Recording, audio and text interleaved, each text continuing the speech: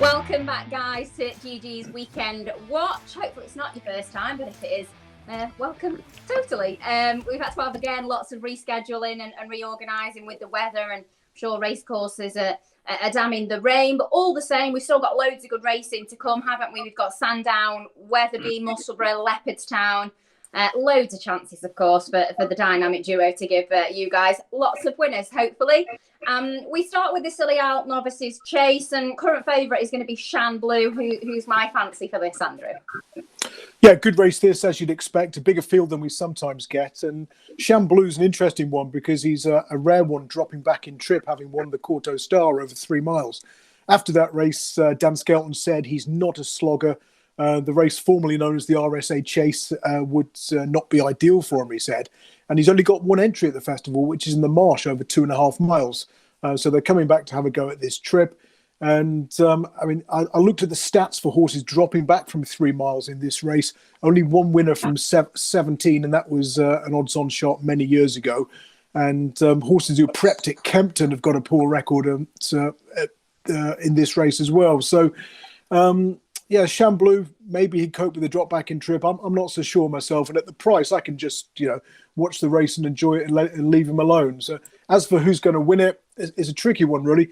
I mean, Hitman stepping up in trip after racing keenly over 2 miles, so he might not be suited by that. He's the second favourite. Third favourite, Messire Deise Aba, who won well at Wincanton last time. After that race, Daryl Jacobs said that he probably wouldn't be suited by Cheltenham because he's had leg problems, so he wouldn't want an undulating track. Here he is running on an undulating track. He has won here, but it was before that injury, and it was about 5 years ago when he beat Ballyandy. So there are question marks over the front three in the betting. So process of elimination, Dame de Campagne would have a squeak. Sporting John's interesting despite bombing out on his chase debut at Exeter. Interesting that they're persevering with Grade 1 company for him. But yeah, it was a race I was really struggling to find a bet in just because of those doubts about the ones at the head of the market. Yeah, but it's a fairly difficult one. To be honest, I did try and do a bit of stat searching for this. Obviously, I thought it was a really good race. And I think there's loads of good form for prominent horses or who've made the running. The stats for them, recent winners, I think is 18 or something winners have been from either prominent or up the front. Well, you'd assume that's Shan Blue. I think a lot of the winners as well haven't ran in the previous month to their running either, which Shan Blue also fits in. So if we were going on pure stats, Daryl, I thought Shan Blue fitted a lot of those. Yeah, he's a nice horse. I don't think the drop back is going to be any inconvenience to him at all, to be honest. I don't think his future does lie. I agree with Dan Skelton. I don't think his future lies over 3 miles. Matt Mistake's big breakaway made and still got as close as he did to him at Kempton would be a slight concern for his stamina at 3 miles. His jumping will hold him in good stead round here, that's for sure. You do need to jump well at Sandown. Any slight mistake down those railway fences down the back and you lose a little bit of momentum, the race can be lost there. The one I did like was Messire Deise Aba. I love the 2 performances at Wincanton. It doesn't bother me coming here on a slightly undulating track like Sandown. First one come up a 313-day break, and you could have called him a winner out from a long, long way. He was jumping his fences, and he was clearing the landing patches, and then being reined back in. I actually tipped the horse called Coconut Splash in that race, who finished second, who I think is a very nice horse as well. So I think that form is going to work out quite nicely. He stepped up on a time figure basis anyway, next time in the Grade 2 Dipper, beat Protectorat. Now, Protectorat, granted, is probably not at his best there. He was jumping out to the left. He lost a little bit of ground. He'll be seen to best effect on a left-handed track once he goes up in trip, I would have thought. But he's still got the job done, and he did it really nicely. Alan King won this with McDermott in 2010, and the double Green Boys, Simon Manure and Isaac Swade, won it with Bristol Demai, Top Notch and Terrafort. He's unexposed. He's got that back class with Finian's Oscar and Willoughby Court and Neon Wolf, those batch of horses. I don't think we've had a batch of horses like that, as good as those, for quite some time. Whether or not it'll be a bet for me is a different matter. Like I say, it's a very competitive race. Shan Blue, Hitman, is a very nice horse. The fact that he's placed in Grade 1 company on just his second start in fences suggests he's got a very bright future. And then Dame de Company is very interesting because she had plenty of entries across Saturday, and they've chosen to come here. So a really competitive race. Messire Deise Aba would be the one I would. And Andrew, what was, if we were pushing you, Dame de Campagne? I'd lay the front three in the betting. Yeah. Okay. Lay Hitman, lay the favourite, and lay Messire Deise Aba. Okay, so we really helped you out in the first contest anyway, because I think Shambloo dropping back in trip, who can be keen, is just going to be let rip and from pillar to post. So we tried to help you out somewhat. You can pick who you want to side with. The next contest we're going to go to is that 220, isn't it? Thankfully, been able to reschedule that Cotswold chase, and again, a difficult enough race. Daryl, you can start. What are we thinking about Bristol Demai? I mean, I don't know about thankfully about rescheduling it. I think this is an absolute terrible race. I spent about 3 or 4 hours on this race, and I've come up with nothing. Bristol Demai, there's not as many negatives for him as if this race was to be run at Cheltenham. I don't think he won the Silly Isles back in 2016 here. That is actually the last time he has won after running at Haydock. And he's not won since 2017 in a race that has not come immediately after a break. So he obviously is a very good horse fresh. But the negatives are still there for me. I don't think he's the best jumper. I mean, the options are very limited. I'm sorry, they are. Santini is the most ungenuine horse going for me. He must be the most frustrating ride. He was poor here against Now McGinty, although he did win. But I wouldn't be trusting with my money. Looking at the field, he's the one that you should say, this horse should be winning this race. Yeah. You know, second in a Gold Cup, but you just can't trust him. The presence of Yala Enki puts me off Native River because of the front running tactics. I feel like Native River downs tools a little bit when he gets taken onto the lead. So the presence of him worries me for that one. Lakeview Lad has only been handed 3 times in his career. One came on a bumper. The last time was in 2016 when he was beaten 29 lengths at Carlisle. I think he was flattered a little bit at Aintree with the removal of the fences. I'm just at a loss with the race. And I've come down on St. Calvados, but I say I've come down. I haven't come down on anyone. So I don't think St. Calvados is going to stay the trip. I really don't. He's got the most appealing profile for a race of this nature. I've just searched and searched and searched, and I cannot see where he's in his pedigree, where he's going to stay the trip. I thought if anything at Kempton, I thought that was the time for him to prove that he could get an easy 3 miles, and I don't think he got it there. So if you're forcing me into picking a selection in this particular race, I would say Santini should be winning this race. I'm not forcing you, GG. It's not me that's the mean one.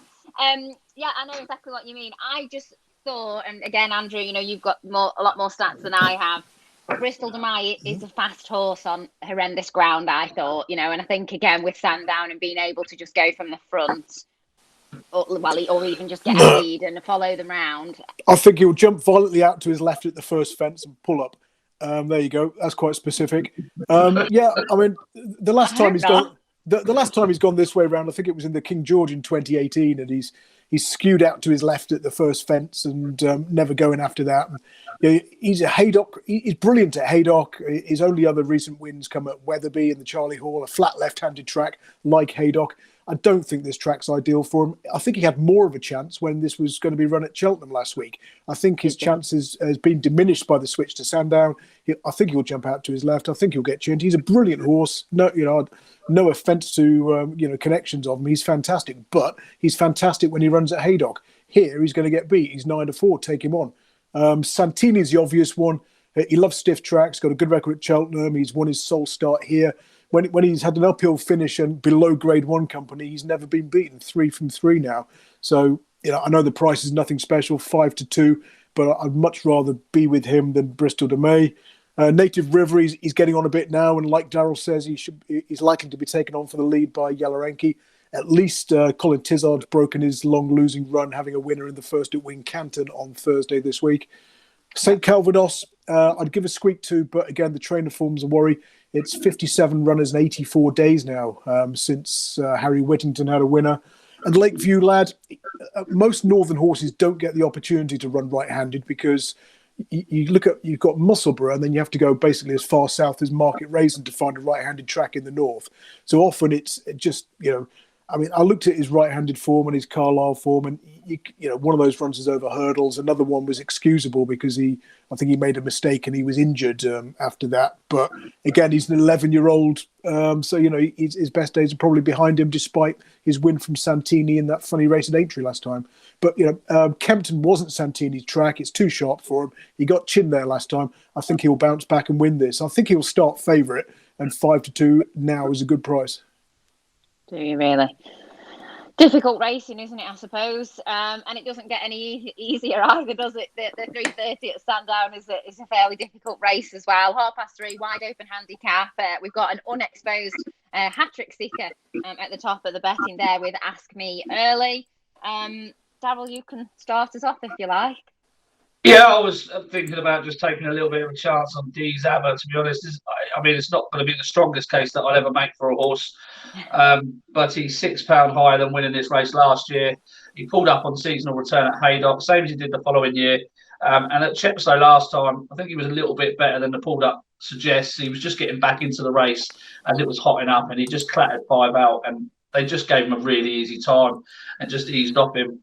I think this has probably been the target. The cheek pieces go back on. Cheek pieces go on. Richard Johnson's back on board, and it's interesting that he won his maiden hurdle in the first time hood. So headgear of sorts shouldn't really be an inconvenience to Deise Aba.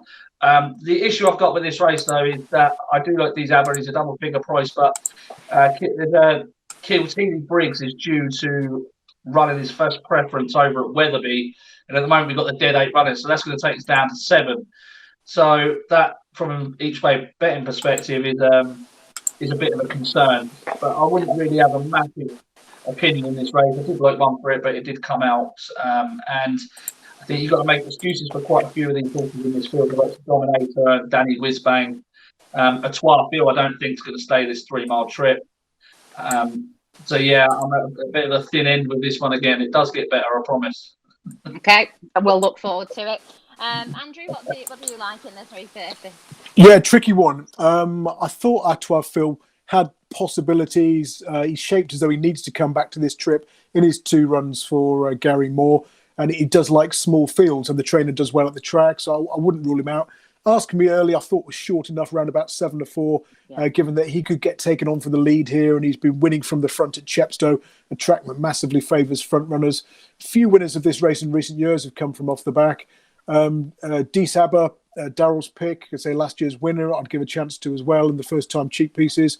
But there was another first-time cheek-pieced horse I quite like, Danny Whizzbang for Paul Nicholls, just really on the trainer's stats when using this headgear on chasers who finished out the frame last time out. You back any Nicholls horse, 5th or worse on its late start, now running over fences in first-time cheek pieces, 13 winners from 44, and a profit of almost 42 quid to a £1 level stake.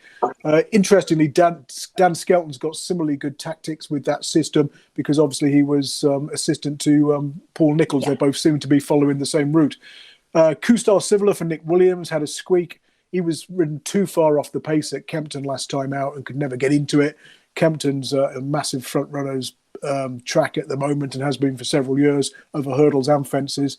So yeah, in sort of order, I was looking sort of Danny Whizzbang, Kustar Sivler, Deise Aba, and Etoile, which is half the field, so it's not particularly helpful. But if you had to nail my colours to just one, it'd be Danny Whizzbang. Okay. One horse, typical, neither of you have mentioned at all, that I actually thought would have a chance would be Dominateur, because this horse is stepping down in grade. Blinkers go on for the first time. I actually thought, in a race of this nature, unexposed and could go quite close. So that was the one that I liked, that neither of you even brought up at all. I mean, the trainer has won the race before, Oliver Sherwood. I think it was Eric's Charm as a 13-year-old back in the day. And yeah, you just wonder what the tactics are going to be in those first-time blinkers, whether he's going to go from the front like a lunatic and get in a 3-way battle for the lead. So yeah, it's a tricky one. You'd be happy to get through the place pot, let alone find the winner, I think. Yeah, definitely not easy, is it? That's the races at Sandown, I think, done. We go to Wetherby now. Obviously, again, Wetherby are having to chop and change things again with the weather and the ground, but we are going to cover the Cleeve hurdle from there, and that's going to be our focus. And we'll start with you, Daryl, if we can, please. Yeah, I quite like Itchy Feet for this. Now that Paisley Park has defected, I think there's a golden opportunity for him back over hurdles. I can't believe they stayed over 2 miles when they was over hurdles with him, to be honest with you. Thought all of his best work in the Supreme, at Aintree, even over fences, come at the end of 2 miles and 2.5 mile trips. I think this is long overdue going up to 3 miles. And I think if this horse could talk, he would definitely be effing blind and Ollie Murphy asking him to how you can't see that I need to go up and trip. I think this is a roll of the dice for him now, but I think he's been given a golden opportunity. In receipt of £4 from On the Blind Side, who I think might just find this third run in around 26 or 27 days coming a little bit too soon.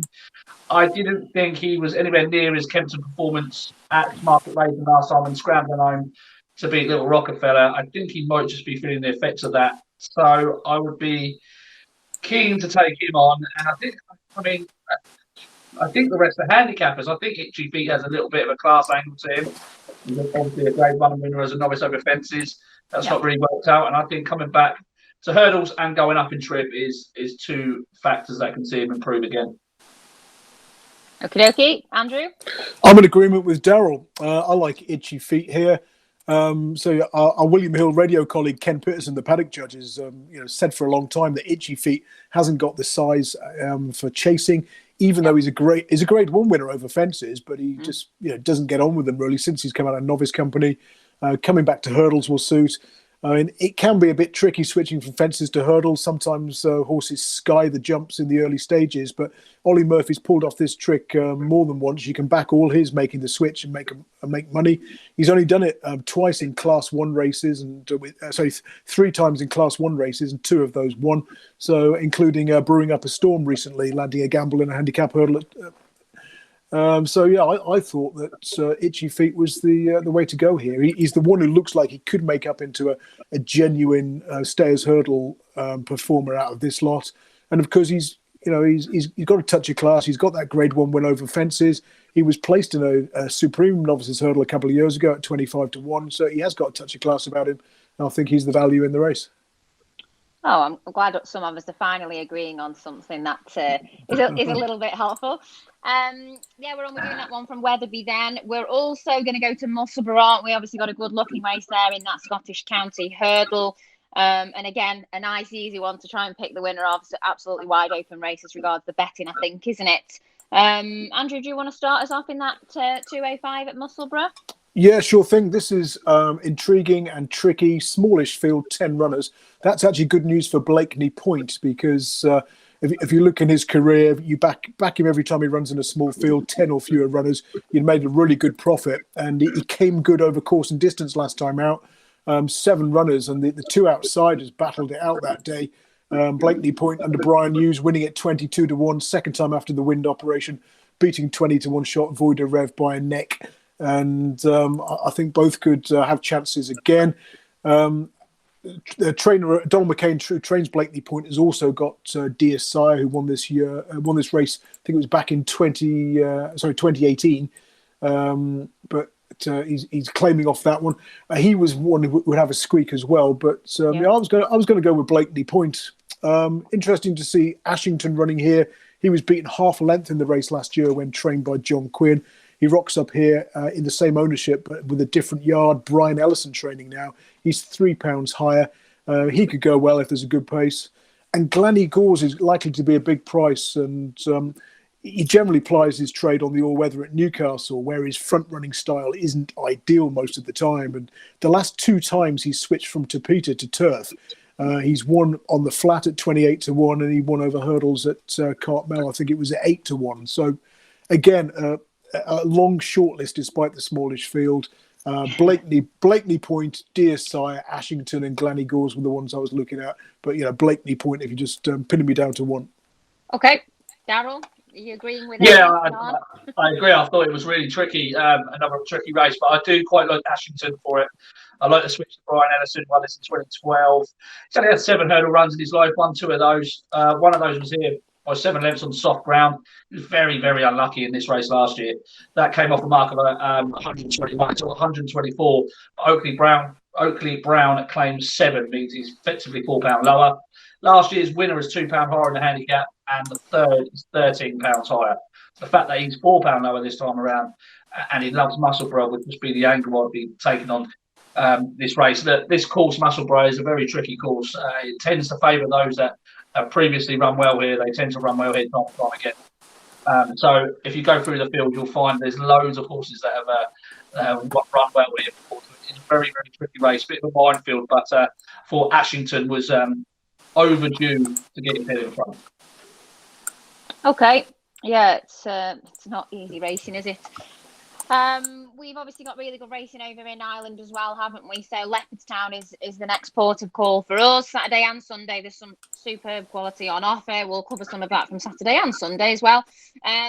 Where surely Daryl Min is not going to beat Chacun Pour Soi.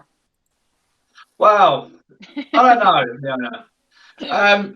Chacun Pour Soi is a fantastic horse. He's the obvious horse that's going to win this race. Odds on.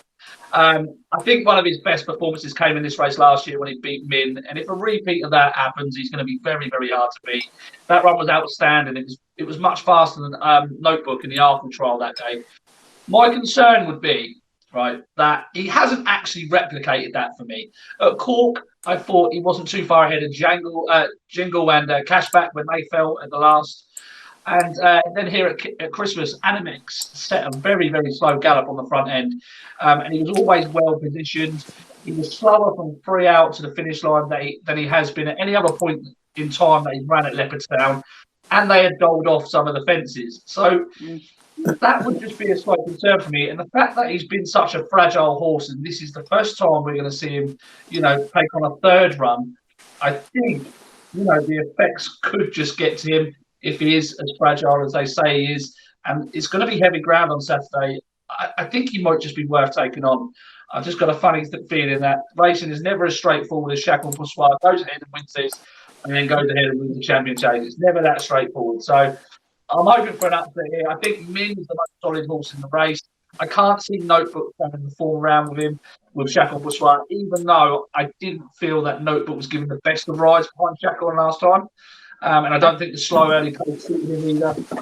I still don't think Notebook can turn that around.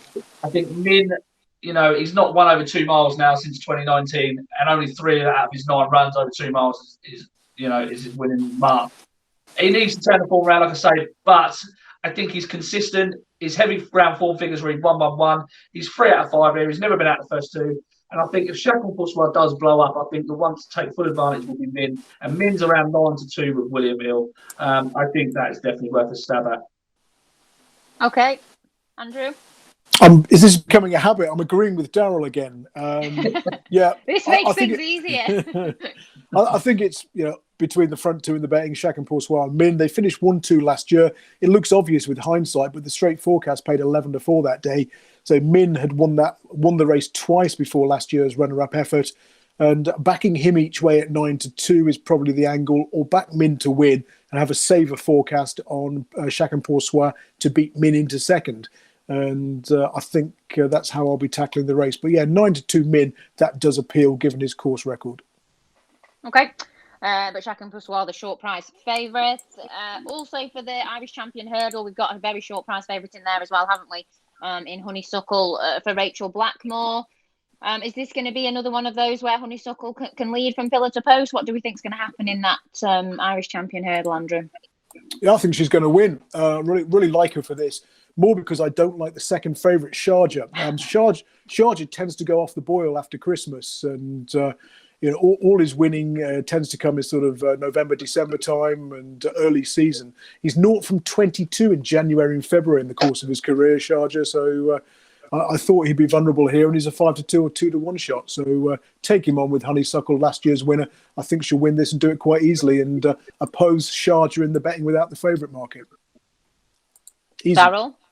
Do you agree? I don't know. I don't know. Look, it's another race similar to the Cotswold Chase that I spent so long. I was so keen to take Honeysuckle on at the head of the market, but I went back and watched the Hatton race. Well, that was the big question. I couldn't really find anything to do it with. Her jumping has improved significantly this term. I went back and watched the Hatton's race a good few times. Now, that race was run at a slow pace, and it turned into a sprint from 2 out to the finish. So she has got a bit of boot. She has got to turn her foot there.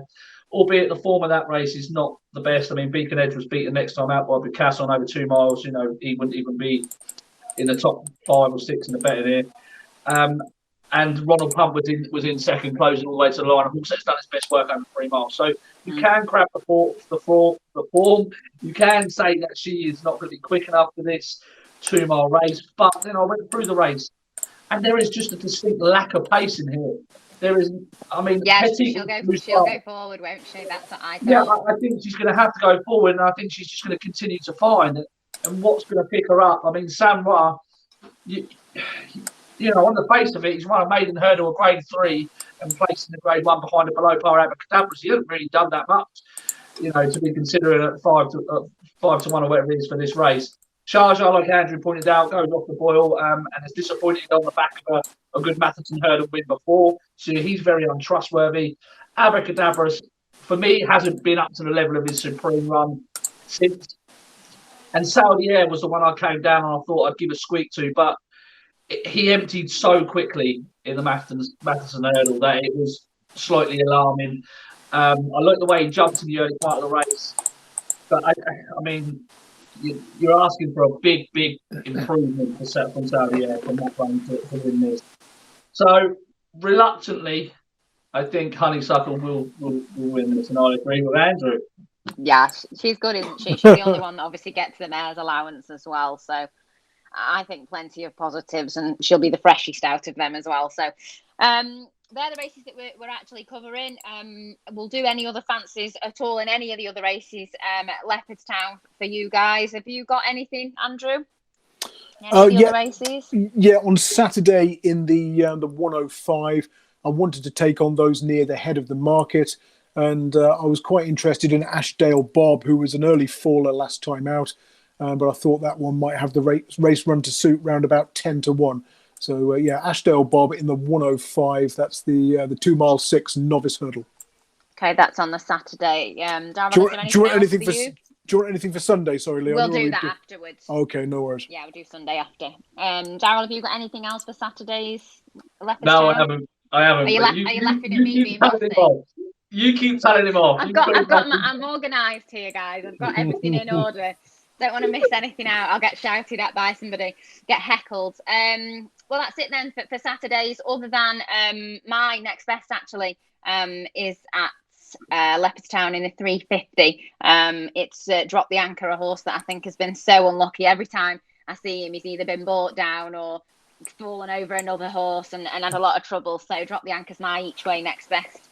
In that 350. Then we've got Sunday's cards, Leopardstown and Musselburgh. So any other fancies for either Musselburgh or Leopardstown? We can start with you if you want, Darryl. On Sunday, Musselburgh 4:25. There's a horse making a handicap debut called 5-12 for Ollie Murphy.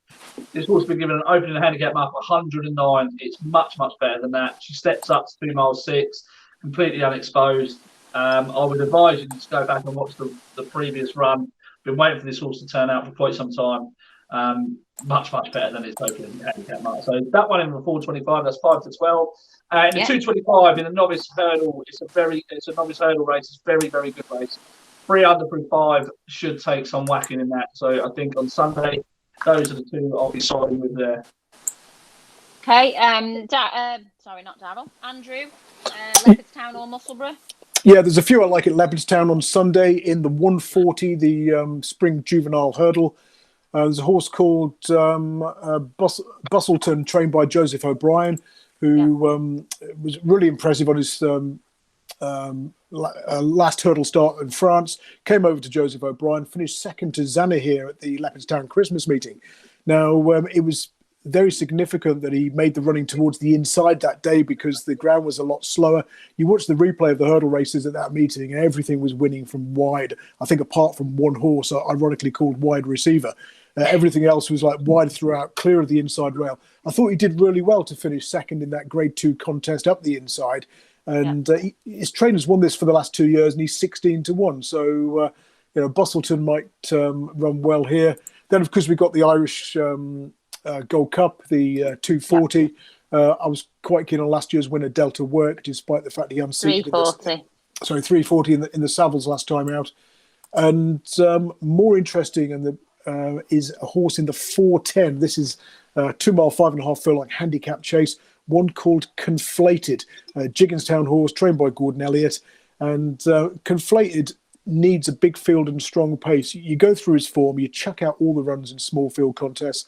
He was 3rd of 6 last time out behind Monkfish. What he needs is an end-to-end lunatic gallop, a field of about 42 runners.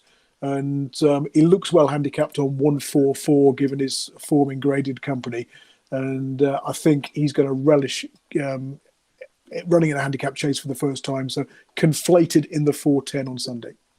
And just Gigginstown just need to run all of their entries in there, and there would be 42 runners. So exactly, chances are that might happen. A couple of questions. We keep saying, if you want to ask us anything, or if you've got any questions for Daryl or Andrew as regards stats as well, do contact us. The first question that I think we've been asked is about Champ, isn't it? What is happening with Champ? So do we know, Andrew, what is happening about Champ going forward? Yeah, I think our emailer asked, is Champ a live contender? But I only read the first line. He said, is Champ alive? So I thought yes. possibly not. Who knows with Nicky Anderson? Let's find out. We might have to read his blog to find out. But after the horses drifted from evens to 25 to 1. But it's got to be worrying that we haven't seen him so far this season. And in terms of Gold Cup prospects, you wouldn't really want to touch him at this stage, would you? So... big question mark hanging over his well-being at the moment. Yeah, you'd have just thought we'd have heard more though, wouldn't you? Recently, I suppose if they've not said anything, maybe that's good news. He wins. He wins the Gold Cup. Come on. Okay, well there's the answer. And the next question, which is for Daryl, how many lengths does Gaillard du Mesnil go and win by? How many legs or lengths? Lengths. Are you mocking my accent? Oh no, absolutely not. The honest answer is I don't know. It's a very, very competitive race on Saturday. I was actually hoping that this horse was going to be dropping back. So the way he travels through his races, I thought that 2 miles would suit him. But I'm obviously completely wrong. He's running over 2 miles 6 on Saturday. It's a highly competitive race. You've got an umpteen amount of last time out winners in there. And he does look the real deal, though. I can see why people are attracted to him. Willie Mullins' horse. He's prominent in the betting for the Ballymore. So, it's a strange race, this 2 mile 6 race, though. It doesn't really benefit anybody. It doesn't benefit those going to the Albert Barlow. It doesn't benefit those going to the Ballymore. I mean, it's a strange 2 mile 6. There's a first prize of over €70,000, and our lot are running in the Cleeve hurdle for 16 grand on Saturday. It's benefiting someone. Yeah, but going back to Gaillard du Mesnil, he's got a hood on for the first time, which is a negative angle for hurdlers, particularly those trained by Willie Mullins. I think he's had 65 hurdlers in a first-time hood in the last 5 years or so, Willie Mullins. Only 7 had won. And you'd lose a fortune if you back them all, because often they were short prices. So just that addition of first-time headgear is a bit of a concern for the favourite in that first race on Saturday. Yeah. Okay. That makes very good sense. Let's go on to Naps and Next Best then for the weekend. Whether it's horses we already have discussed or haven't, that's fine. We'll start with you, Daryl, then. Nap and Next Best, if we can. Nap is at Wetherby in the 150. Is it the 150? 12.50. It's a horse called Pay the Piper. Ran an excellent time figure at Sedgefield on his first start under rules. Been in the point scene for quite some time. Was the fastest on the card, and that included Ala Philippe, who is a 135 rated horse. I'll be shocked if he's beaten. He's up slightly in trip. That is only going to benefit him. He should take all the whacking in the 150 there. In the 405 at Sandown, Dostal Phil, a little bit of an obvious one, but this is a highly progressive horse. Winner of 4 of his 9 starts, including on Chase debut at Newbury last time, off the back of a 300-day break. He's one right-handed. He loves heavy ground. Value for much more than the £8 rise he's got in Newbury. He should be very, very tough to beat as well. So I'll let you decide which one's the Nap, because they're both going to win. Well, Dostal Phil's my Nap, so you can have it as your next best. Oh, no. I thought £8 was not a lot at all for the way that horse won, as you say, and obviously after a lengthy break. So Dostal Phil is my Nap. And my next best I already told you about is in that Leopardstown 350. Dropped the anchor. At least my next best is not a short price favourite anyway. And Andrew, nap and next best. My nap's going to be Conflated in that 4:10 at Leopardstown on Sunday. I think those who are betting on the race already have him in about 10-1.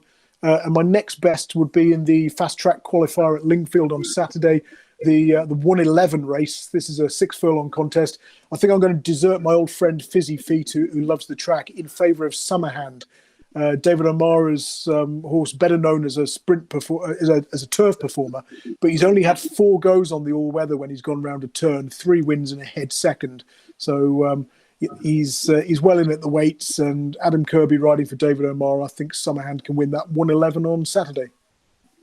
Perfect. That's it. I think that's all our races. We've tried to obviously cover everything we can as regards ground and what we're going to have and what we're not going to have. Hopefully you've enjoyed our insights as always. Obviously there's plenty more of those insights and much more on the website GG.CO.UK, so do make sure you check that out. We all know it's going to be wetter than an otter's pocket over the weekend on course. I'm sure you're not missing that much. So wondered what you were going to say then. I'm trying to make you feel better about the fact that it'll be wet and horrible and you'll be able to be warm in your house and watch the racing with any luck anyway. I'm sure at some point we'll be back on course, but not for now. For now you'll just have to watch this and then watch the racing itself.